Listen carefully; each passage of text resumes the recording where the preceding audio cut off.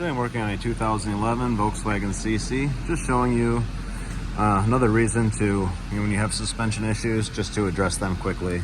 You can see this this control arm bushing here is completely destroyed, so it's allowing the control arm to shift like this, lots of movement, and that's making the alignment continuously variable, so it's continuously out of spec. It's moving one way or another, causing advanced tire wear. You can see the tire is practically bald.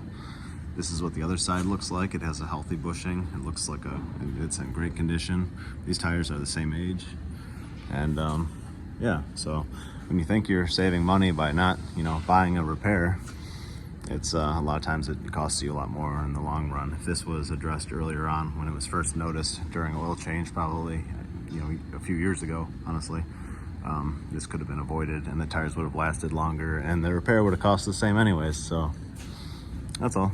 So when you see stuff like that, or when it's noted on your car, when it's in for something else, it depending on the severity of it, it's probably worth just having fixed. That's all. Thanks for watching.